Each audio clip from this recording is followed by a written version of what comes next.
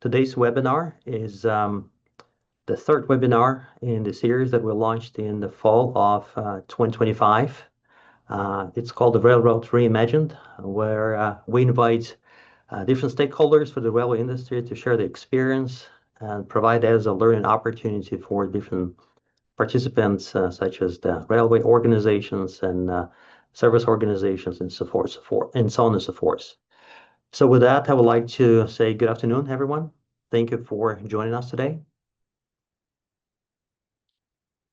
As I mentioned, today's webinar is the third in the series. We had two webinars in the fall of 2025, one with Jason Miller that was related to UP and NS merger proposal. That was well attended. The second one we had with Lynn Kelly, Building Change Resilience, was in November.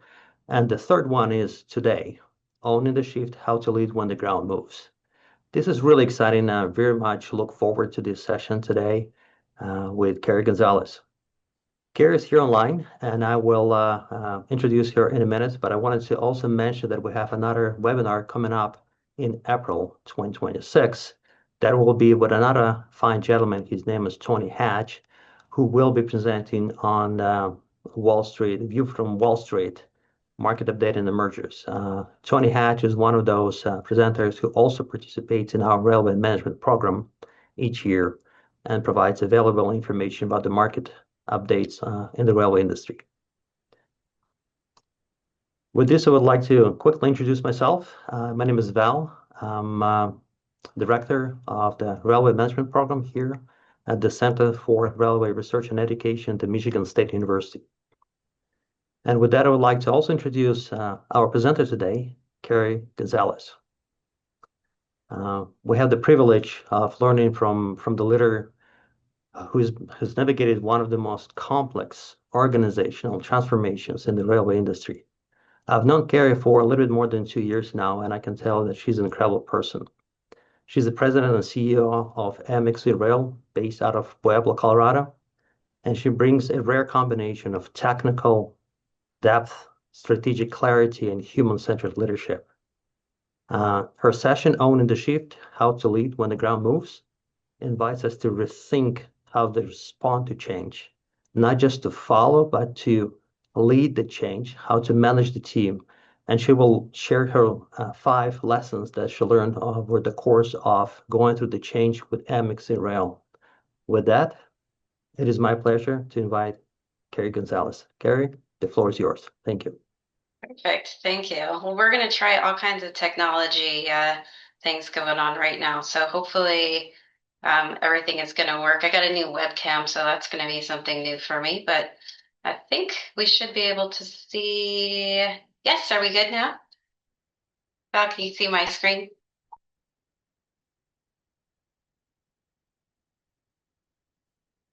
Oop, and you're on mute, Bill, so I can't hear you. Yep. Okay. Yeah, if you can advance to the next slide, we will see if that's actually going to be working.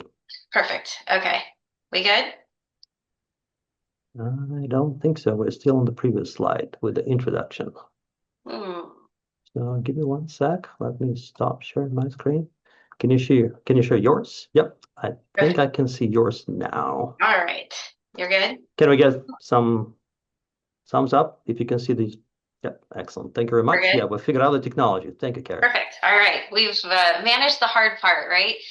Thank you so much for giving me the opportunity to speak with a wide variety of audience members. It's always a little bit challenging on a webinar, but we'll do our best to connect. And I hope that I'm able to talk to you through a few things that I learned. And Val, thank you for that introduction. We're always happy to be working with MSU. One other thing that I think is really important that MSU does is just do some continuing education. They do have some programs that come out, and you get an opportunity to spend a week in Pueblo, Colorado, or between Pueblo, Colorado, looking at our facility. So if that's of interest to you, I would highly recommend that, and you get to see us again. So I want to get started. The premise of this whole conversation was a journey that MXV Rail embarked upon in the 2021 timeframe, and it was a really impactful organizational change that happened, and just wanted to give people some insight on that change, how we managed it, and give you some takeaways to be able to help you manage change, because I think we can all agree that change is constant. So Let's get started. And I want you to think back to a moment that changed everything for you. A job loss, a big move, an unexpected restructuring. Show of hands, and I know I can't see you, but raise your hand anyway. How many of you felt like that change happened to you, not because of you? I know we've all had those moments. And if we're honest, most of the time, it's not very exciting or inspiring in that moment. Typically, it feels pretty unsettling. But that's the thing about change. It's rarely going to give us a heads up because it moves the ground under our feet without warning. It shakes our plans. It tests our confidence. And sometimes it forces us to lead before we feel ready. But here's the good news. Those same shifts also shape the kind of leaders that we become. And the truth is, the world is constantly shifting and it's doing it faster than ever. And with that comes challenge. But I also like to say there's opportunity in it.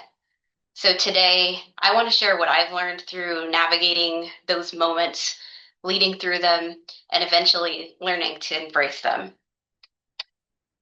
Because my singular goal is simple. I want to help you move from reacting to change to owning it. Because at some point, we're all going to find ourselves standing at the edge of a crack, right when that moment and everything is starting to move. And in those moments, the question really isn't whether the ground is going to shift, it's how you're going to show up when it does.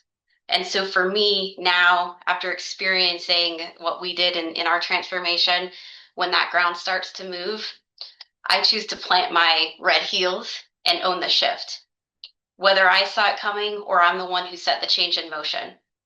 So over the next about 25 minutes, I'm going to show you how to do the same in whatever shoes you choose to stand in. Now, you might be wondering why I'm transitioning from power heels to a chicken nugget, a contract, and a mask. Well, interestingly enough, that unlikely combination is exactly what pushed me into the biggest shift of my career.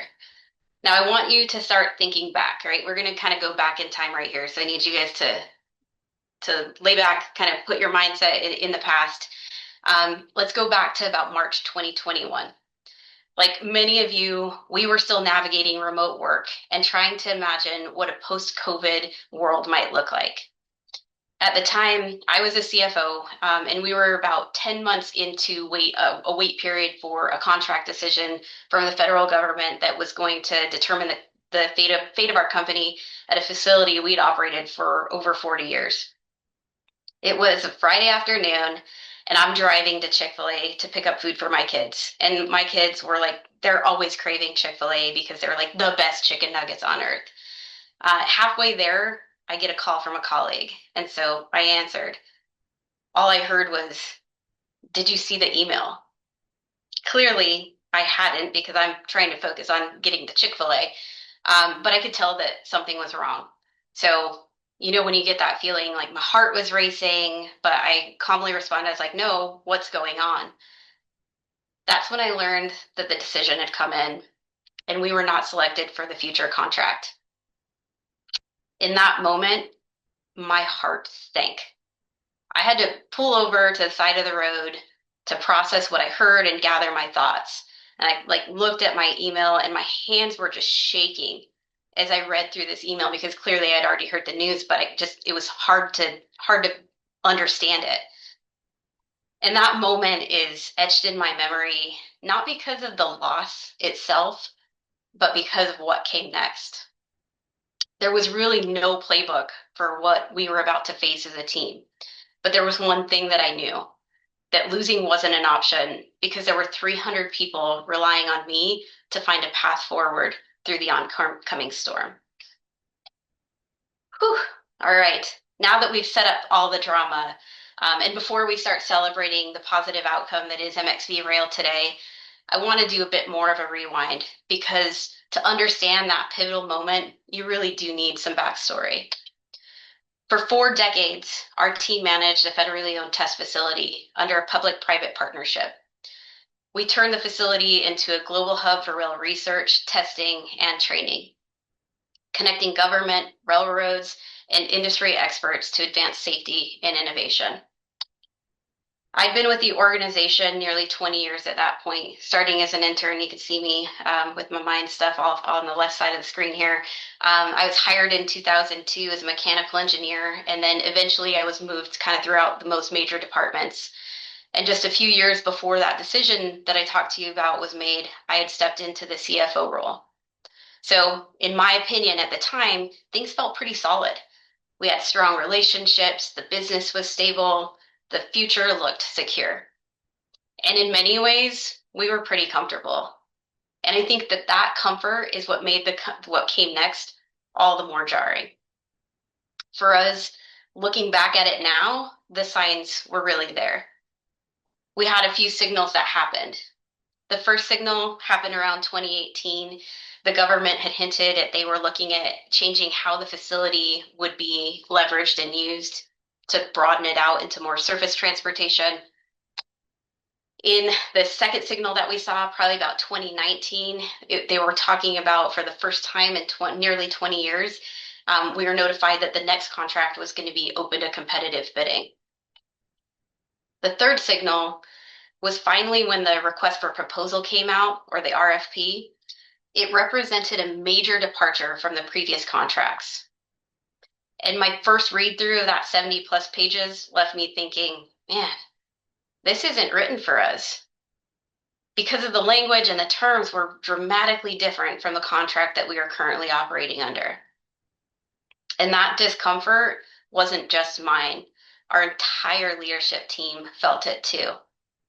But instead of retreating at that moment, we started to launch two tracks. One was to respond to that RFP to the best of our abilities, and another was model what winning or losing would mean as a result of this contract. And here's the key takeaway from just that piece of the puzzle. Spotting the need for change starts with paying attention to the signals, especially the ones that challenge your assumptions and make you a little uncomfortable. Don't miss those. So when the government announced that they were changing operators, I'm fast forwarding a little bit here, everything started to move really quickly.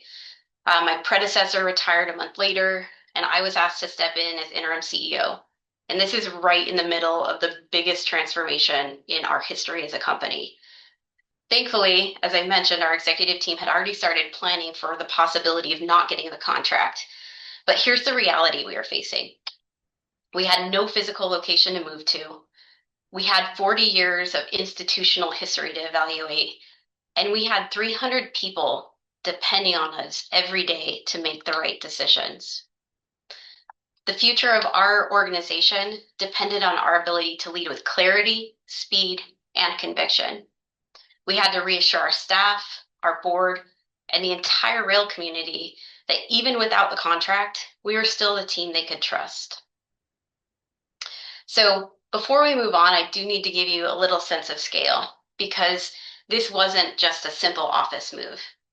The federal facility that we were operating on covered 52 square miles with over 50 miles of specialized track, 10 industrial buildings packed with testing equipment, hundreds of rail cars, and miles of prairie filled with components and materials. Honestly, I always joke, if you'd filmed this during that time, we probably could have filled at least 3 seasons of Hoarders Rail Edition. This wasn't just a shift in leadership. It was a complete reimagining of the business, physically, culturally, and strategically. With a $60 million investment on the table, every decision had to be deliberate and collaborative. We engaged with employees, consulted partners, and worked closely with our board to weigh risks and opportunities. It wasn't a single decision. It was a series of thoughtful conversations, rigorous analyses, and difficult choices that ultimately led us to move forward. And then came the real work. Over the next year, we were tasked with 3 parallel efforts. Keeping the business running at the current facility without any disruptions or minimizing disruptions to our customers. Relocating $100 million in assets, which included aging equipment and derailed tank cars and rail cars. And designing and building a brand new test facility to keep serving the industry at the highest level possible. This was really transformation at scale. and it demanded a level of change leadership that none of us had experienced before. Now, big dramatic change can happen to any of us. A shift that feels completely out of our control, like the one we had. But here's what defined the MXV rail experience. It wasn't the shift, it was our response. We didn't sit back and let it happen to us. We exist as an organization today because we leaned in, we took ownership, and we became the drivers of the needed transformation. We didn't just adapt, we moved the ground, figuratively and literally. And that mindset was everything. Big changes need a clear, intentional approach. And for us, it came down to 5 principles, not buzzwords, but the foundation for every decision we made. These are the 5 principles: clarity of vision and purpose, people first, communicate, communicate, communicate, act, reflect, adjust, and culture makes change stick. Oops, we're a little bit behind.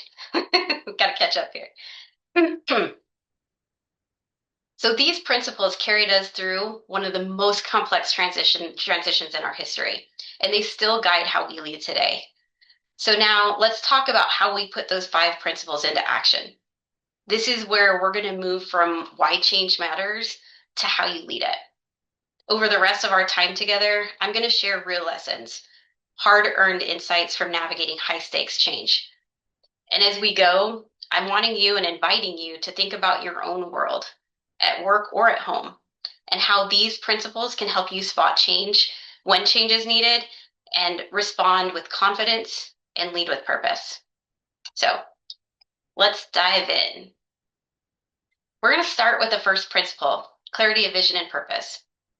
So when change hits, clarity isn't optional. It's really essential because without clarity, things are going to spiral into confusion and resistance. One of our first moves was revisiting our identity, who we were and who we wanted to become. This wasn't a top-down exercise. It really was a collaborative process with employees and stakeholders to determine our values and how we could continue living those. And it was really interesting because that reflection led to a rebrand of our organization that helped us to distinguish our people that made up the company from the buildings and equipment that were located on the federal facility we had operated for so long. But more importantly, it really gave us a renewed clarity around our purpose, improving the safety, reliability, and resiliency of railways worldwide. Our rebrand centered on one defining value, an equation. One word, momentum. It captures not just who we are, but also how we've served the industry over the existence of our organization by moving it forward. With that vision in place, decisions became intentional, messaging became aligned, and priorities were clear for the entirety of the organization. And here's something we learned. Don't skip clarifying the vision. Most people want to jump right into the actionable outcomes, but if you skip that critical moment, you're going to lose buy-in. It's going to falter. Creating a compelling vision helps to maintain focus and motivation. And the purpose must be communicated consistently and revisited as conditions change. So I want you to ask yourself, is your vision and purpose clear? Can your team sum it up in one sentence, one word? If not, now's the time to define it. So let's move into the second principle, which is people first. Because here's the truth. You can put all the process around change that you want, but process doesn't drive change. People do. And if you don't understand how your team is feeling and you have no idea you're not going to have any idea on how ready they are for the journey. And for us, the emotional weight of the transition was very real. I mentioned that things were comfortable, things were stable. As we're moving into this transition, there was fear, there was uncertainty, And there was a lot of fatigue coming out of COVID and then this happening. People were just emotionally tired. But we knew that our people and the knowledge that they carried were our greatest asset. So making them the center of the strategy wasn't just the right thing to do, it was the smart thing to do. And so we listened. We showed up in conversations, in the field, and in the way we made decisions. We built trust, moment by moment and interaction by interaction. We gave people space in various forms to share concerns and help shape what was coming next. And none of that had existed in our organization prior to this moment. Now, there were a lot of hard decisions and difficult moments, but one of the interactions that stayed with me most is mostly because I didn't want to have it. So it take you back to January 2022. And honestly, like the morale in our operations team was low. I tried a bunch of different approaches to try and improve things, but nothing seemed to really to change the temperature in that group. Every interaction that we had felt heavy, mostly because our operations team had a high degree of ownership and they genuinely believed that the weight of the transition was sitting squarely on their shoulders. And at that moment, I felt like one more request was just going to push the whole 45-person team straight to the exit. And of course, that was the time when I needed to talk about a change in our vacation policy due to some changes in Colorado law. It was a bitterly cold day, which I really don't like the cold, despite growing up in Colorado. Who knew? And so every instinct in me was wanting to avoid an in-person interaction. I was telling myself an email will be easier, oh, and safer because I could ensure the words were just right. But when I sat there that morning and I thought about it, I knew the email wasn't the right answer. Not for where my team was at emotionally, and not for being able to keep them energized and engaged for the journey ahead. We still had 9 months of transitional activities ahead of us. So I bundled up, put on my PPE, and I went out into the field to meet them where they were working. And that mattered. Being in their environment, not mine, it shifted everything. They were more comfortable, more open, more willing to engage. Instead of feeling like the change was being done to them, they had space to be part of the conversation. They asked questions, they gave feedback, they had room to process, to react, and frankly, to be human. The outcome was going to remain the same. And as much as I dreaded that conversation, I feel like the conversation led to a positive place. I didn't have 46 people quit the next day. And while not every single one of those individuals stayed through the entire transition and moved with us to our new facilities, the people we needed to did. So that one cold day taught me something I've really carried with me ever since. That hard decisions are a part of leadership. But when you put people first and when you show up in their space, you communicate openly, connect decisions to intentions, and truly listen, you build trust. And trust is what's going to carry teams through uncertainty. So to wrap up this people forward look at our principles, I want you to have these takeaways. First, lead with empathy, not just authority. Create space for dialogue, not just direction. Invite people to contribute, not just cope with the change. And last, model the behaviors you're asking others to embrace. Because when you truly put people first, ensuring that they're feeling seen, heard, and valued, they don't get lost in the shift. They're going to help you navigate it. So let's move into principle number 3. Communicate, communicate, communicate. And this is one that I actually learned and encountered in my time with BNSF. But if I can give you one piece of advice, it's this. Communicate more than you think you need to.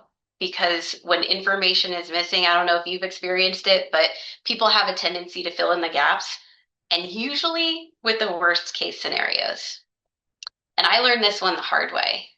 Prior to this change and this breaking news from the federal government, Our organization really relied on all staff meetings for updates, and they were done on a quarterly basis. So when I got stepped into the CEO role, I just kept that cadence. But what I didn't anticipate was the power of all the silence that happens in between those meetings. So 3 months of the normal cadence of communications started to cause some serious rumors, and they were growing like crazy. So when that first meeting of mine rolled around, and it was just like a month into the new interim role, I was dealing with like all kinds of stories. And one of those stories stood out to me. Um, and it was we had a senior executive from our operations team that left unexpectedly. More change, right? And I hired what I thought was a strong replacement. The new executive came with over 20 years of relevant experience, and I just expected people to love him. But as I highlighted in our last point, the morale in the operations group was already fragile. And instead of the team cheering for a highly qualified candidate like I expected them to, word on the street was that our new, rail industry professional that was leading ops was brought in to fire the entire team and replace them with contractors. That story revealed something deeper, that despite our expertise and legacy, many of our people believed that our future was already sealed, and our trust meter was running on low. Rebuilding trust took work. It took communicating, and communicating again.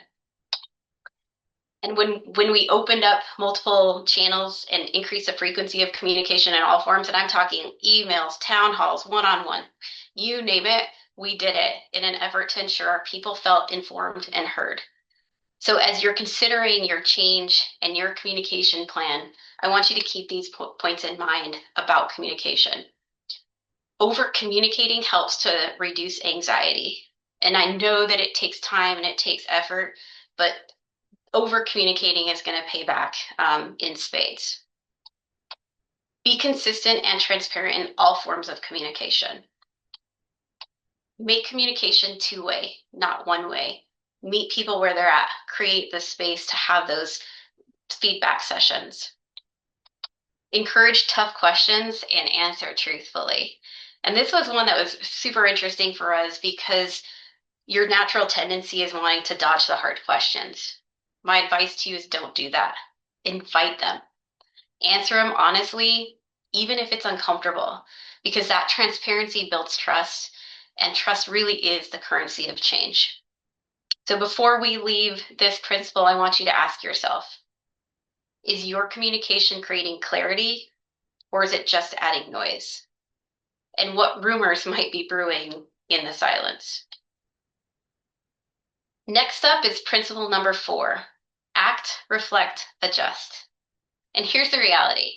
You're never going to make every decision perfectly, but you can make every decision with purpose. One of my favorite metaphors, another thing I took away from one of my mentors, Byron Dickey at BNSF, stop polishing the cannonball. A cannonball isn't meant to be flawless. It's meant to launch.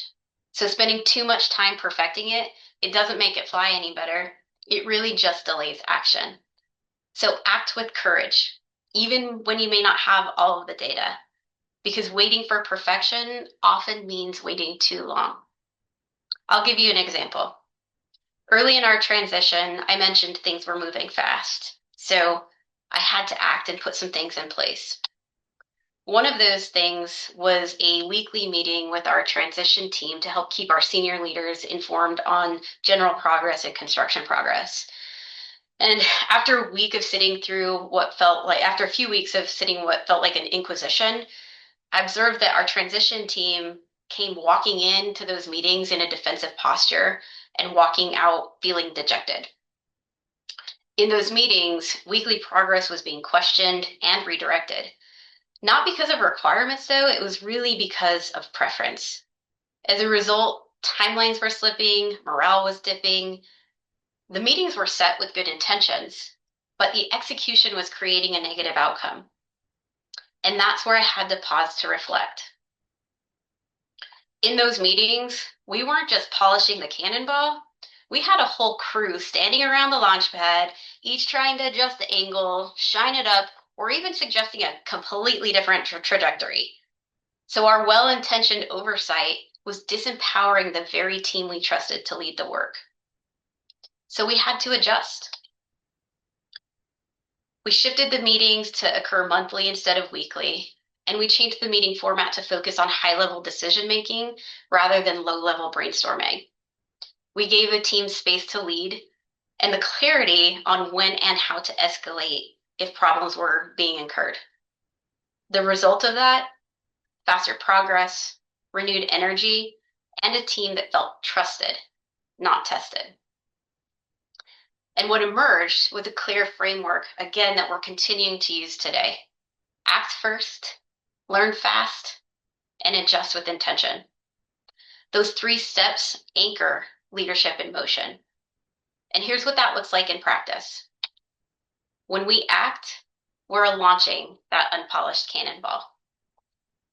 When we reflect, we're asking what's working and what's not. And when we adjust, we course correct with intention. Because the best leaders aren't the ones who endlessly polish. They're the ones who empower their team to understand the target and fire. And now it's your turn. Don't wait for the moment to be perfect. Take the step, learn from it, adjust with purpose, and show your team what leading through the shift really looks like. So let's get into our final principle. Culture makes change stick. Change isn't just about strategy. It's about culture. And during our transition, we weren't just moving buildings. I showed you that. We were reshaping a deeply ingrained culture. Remember that whole level of comfort for 40 years? And here's the key. We didn't see fear and uncertainty as barriers. We saw them as catalysts, an opportunity to create something new by staying inquisitive and open-minded. And when we started to hear a lot of the negativity and no's, we started to ask a lot of questions, and we helped our team figure out, how do we get to yes? I think one powerful moment that just always comes to mind when I think about this was during our rebrand. Because our rebrand wasn't just a new name or a new logo. It was really about redefining and who we were becoming. And out of that process came a simple statement: better together. And it became our guiding light. And we lived it. One really great example of that is what we call volunteer days. Because toward the end of the pandemic, when most of our people were still working remotely, we needed help because this facility move was enormous and there was just lots of moving parts. And we wanted to make sure as we departed that facility that we left in a positive and timely way. We had an end date, September 30th, 2022. We had to be off of that property. As we started getting into that transition, we noticed that we were struggling to meet up with the time frame that we had projected. So we set up some days for remote workforce to volunteer their time to support the cleanup effort. Because remember, we were still having to run the business. So what do you think happened when we asked people to volunteer their time? Well, I'm happy to report that our employees showed up. They showed up on the weekends. We had executives and staff working side by side, hauling equipment, scrubbing floors, clearing decades of history and dust. And those hardworking days turned into laughter, shared stories, and stronger relationships. Now, our people didn't show up for these dirty tasks because they had to. They showed up because we had built a culture worth showing up for. A culture rooted in purpose, inclusion, and the kind of grit that turns challenge into shared victories. And that's what happens when culture is an investment, not an afterthought. People rally behind the mission. They take ownership of the work, and they push forward together.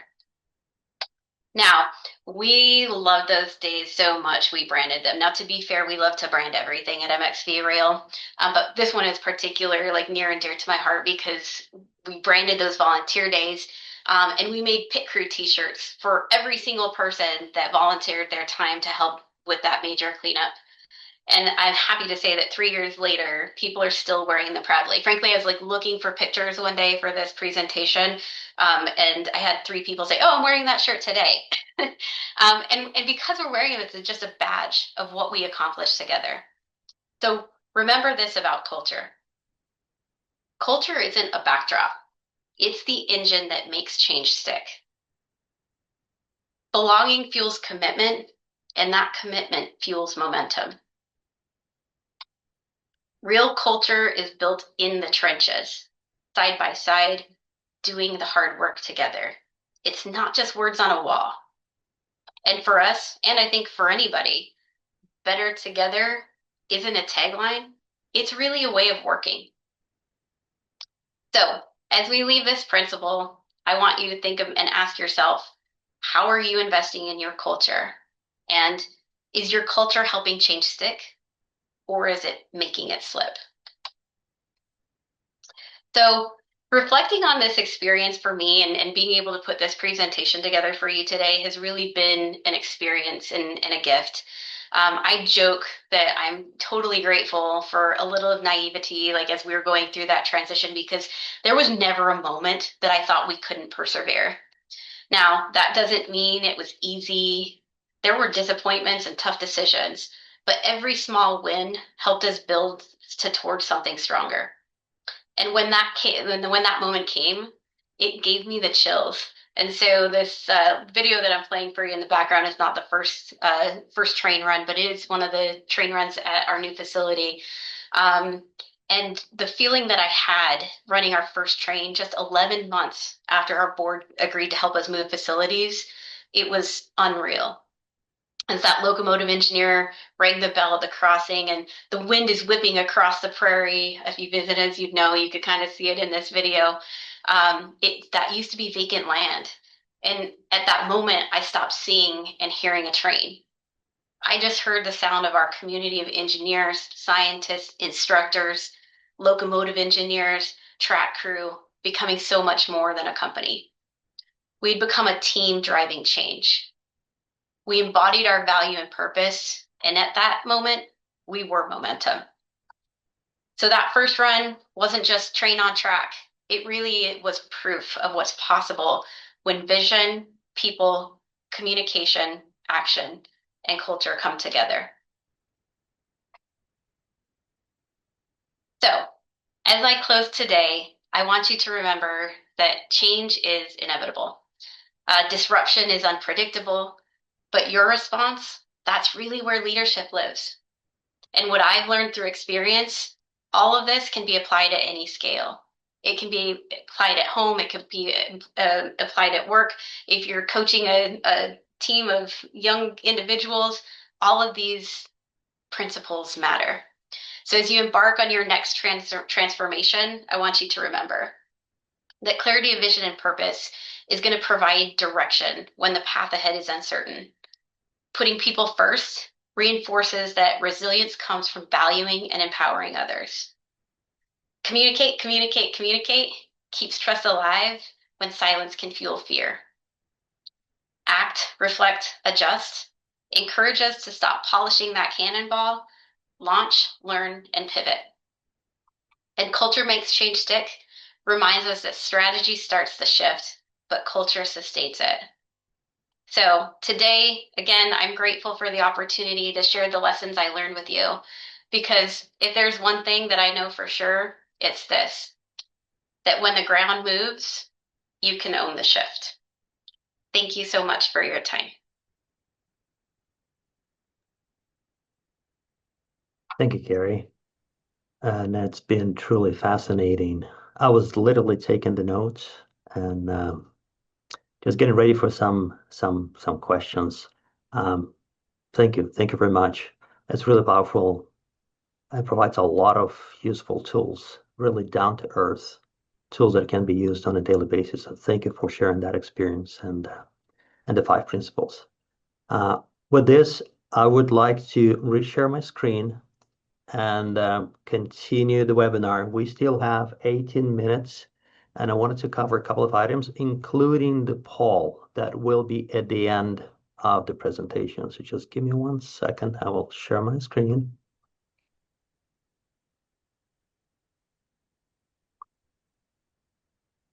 and we'll take it from there. Sorry, I made this difficult for Val because I needed to control my slides. It's all good. We're adapting. We're adapting. So if you can tell me if you can see my screen now, that would be Yep. appreciated. Okay, let me just Yes, we move did. this out. All right. I think we're good. Excellent. Thank you. You know, adapting, that's one of the, lessons that I've learned. So thank you for that. Um, First of all, I wanted to say thank you. Second of all, for those who may be not familiar with the reason behind this series of webinars, um, the Center for Railway Research and Education has been running the Railway Management Certificate Program for the last 18 years, since 2007. And part of this journey includes the trip and visit to MXC Rail in Pueblo, Colorado. If you can see on the screen, the program itself is built on the principles of providing not only leadership lessons and sharing the knowledge and wisdom related to the management, but also providing a comprehensive overview of the railway industry in North America. And one of the modules, Module 3, is actually specifically related to innovation and technology, where we spend a day with MXV Rail in Pueblo, Colorado.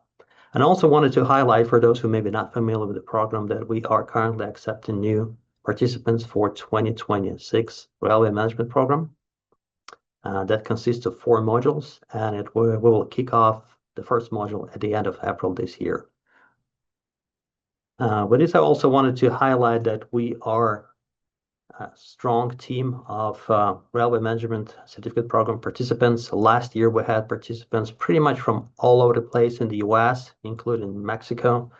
And if you look at the map, it's probably the best picture that I have that's worth 1,000 words. You can see that our participants come from different states in different locations across the US, different railways, different organizations.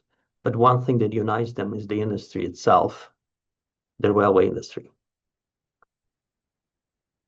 This year, we're also launching the first railway conference that is organized by the center. It will take place in Troy, Michigan, at Michigan State University Education Center, and it will be on May 11th through 13th. So those who are interested, you're more than welcome to take the snapshot of this slide. It has the QR code that leads to the registration page. If you have any other questions, feel free to reach out to me after the webinar. I'm more than willing and open to share any details and answer any questions with regards to this conference. It's really exciting opportunity to learn about the railway industry and meet the major stakeholders, because we've got all the major stakeholders will be presenting at the conference, ranging from the government organizations to the major stakeholders in the railway industry. With this, I would like actually to transition to the poll section of our webinar today. And let me just start with the first question and launch the poll.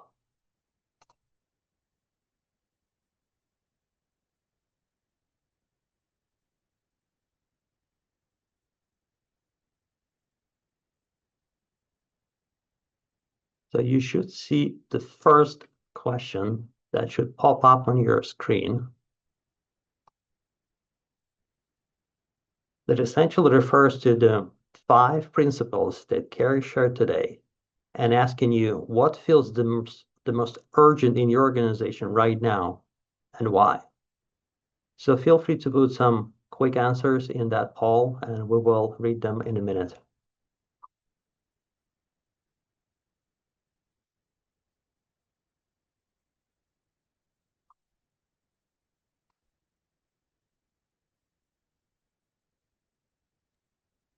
Hey, Val, I see that there's polls and quizzes. Next time we're going to do a pop quiz. Yeah, absolutely.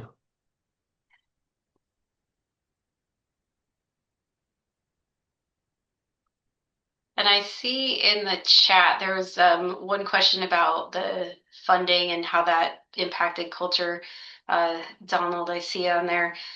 We actually had a similar funding as we transitioned from one location to the other. The real change in funding came as a result of the lack of federal funding that came in. We're actually getting back to working with the federal government now. We had some funding come our way at the end of last year, so I do think that a lot of the changes weren't necessarily funding driven, and still would have pushed us to really make the culture shifts that we had. Hopefully that gave enough time for people to answer the poll. Yeah, thank you. And yeah, we've got a number of questions. Let's see how many we will be able to answer. And let me finish the poll. So I will give 5 more seconds. 4, 3, 2, 1. We have 18 people. All right. And the results, view the details. Let me see if I Yeah. can. I'm going to say culture. I'm voting culture is going to be the top of mind. All right. Okay. Let's see why that is. Okay. Let me pull it up here. Let me know if you can see my screen now. We're still seeing the poll questions. Okay. Let me read it out loud because I can see definitely communicate is Oh, the okay. number one right there in the middle. And then we have people, vision change, rumors surrounding adjust, and then communication, understanding. So I would say communicate still takes the number one place. Perfect. All right, so let's move to the next one. And I'm trying to play around here with different buttons. So let me advance the presentation real quick. So the second question is this, and let me pull up the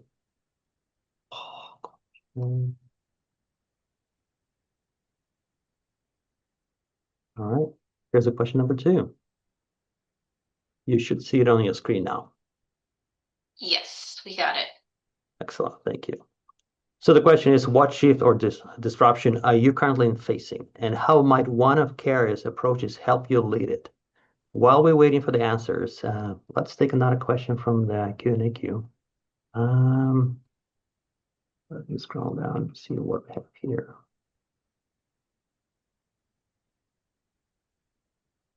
There's a lot of comments with thank you, which is great.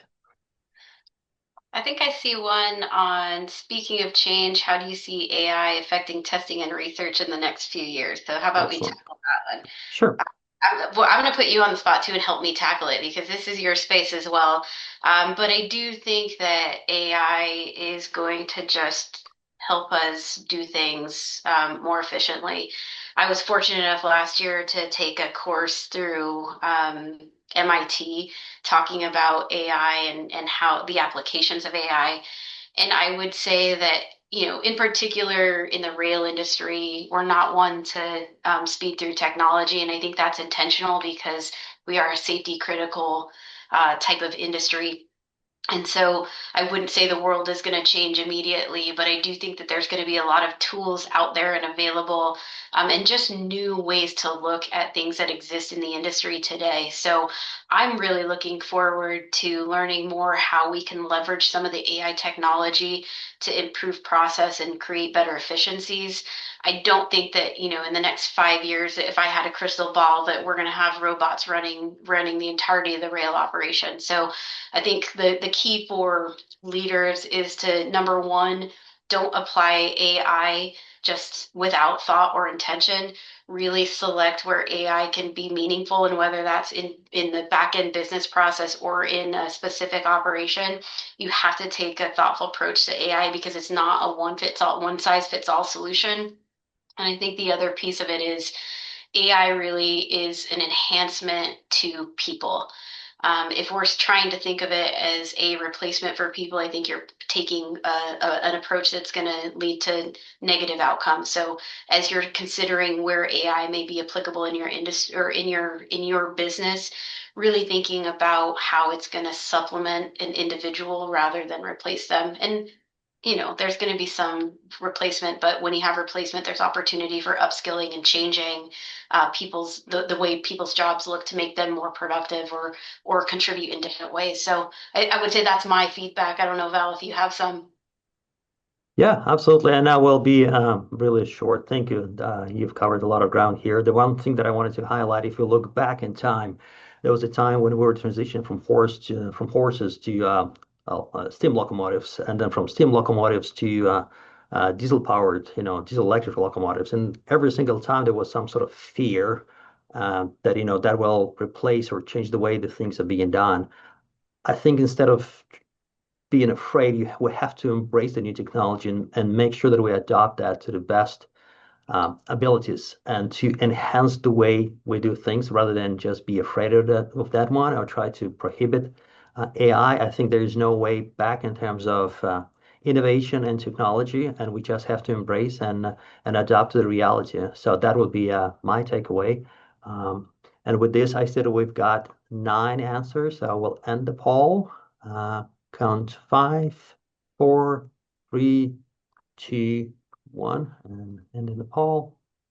Share the results. Let me see what do we have here.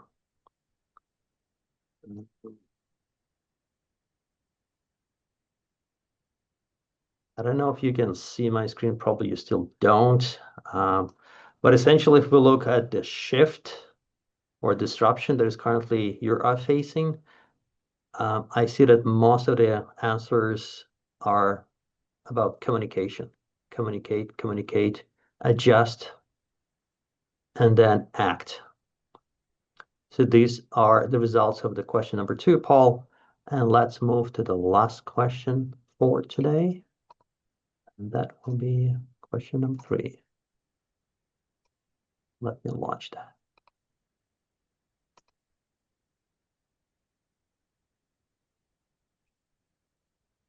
All right. So the question number 3, what is one practical step you can take in the next months to strengthen your team's readiness for change? And while we're waiting for the responses, let's take a look at Q&A chat and webinar chat. There looks like there's one on PTC, unless you're seeing something different Yep, though. that's the one that I see, BTC. Okay, so question is whether or not MXV Rail has done any research on how the locomotive PTC platforms can be leveraged to drive greater value for the railroads. That's a great question, and there is a lot of work that we're doing in conjunction with the industry to leverage the infrastructure to make safety improvements and efficiency improvements for the entirety of the industry. There is a whole committee structure around it. We have, I think, 45 people at MXV Rail that touch some parts and pieces of it. Some of the goals are number one, looking at interoperability standards and specifications to ensure that multiple parties have access and can build to create a more competitive environment in the PTC space. We're doing a lot of interesting work on the some automation activities to again supplement what's happening in the cab. There's different levels of automation. Our organization, in conjunction with the railroads, have actually put together a 5-year roadmap to look at the different operational stages. The great thing about the approach that we're using today is that there's deliverable. It's not just one 5-year research project, right? There are key deliverables that are going to help the industry along the way as we're operating through that timeline. So there's a lot of work to be done. And Derek, if you want some additional insight on that space, I could connect you with my technical team because frankly, we could probably fill up another 2 webinars just on the work that's going on in the PTC space. But it is, the industry had to make a move due to some regulatory changes in the PTC space. And we don't want to just let those investments sit. We want to make sure that we're leveraging those investments to get safer and get more efficient. And that's what's happening today. So thank you, Gary. And we've got 9 answers to the question number 3. So let me end the poll and try to share my screen so we can actually see the results. Just give me 1 sec. I'll try to do that now.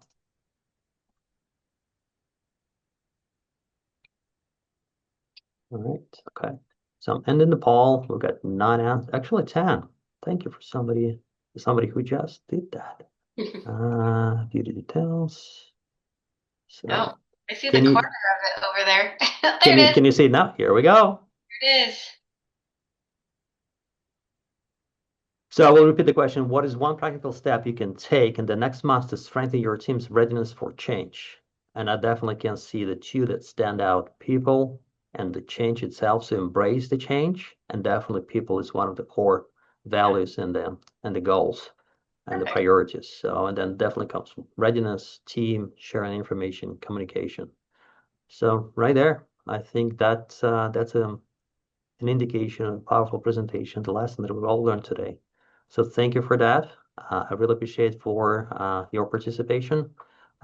With this, I would like to advance to the final slide and say thank you, everyone. Thank you for joining us today. Thank you, Carrie. It's been an incredible presentation, a lot of learning opportunities and the notes that I personally have taken. Thank you very much, and I look forward to working with you again. All right. Thank you, everybody. Have a good Tuesday, everyone. Bye-bye. Bye.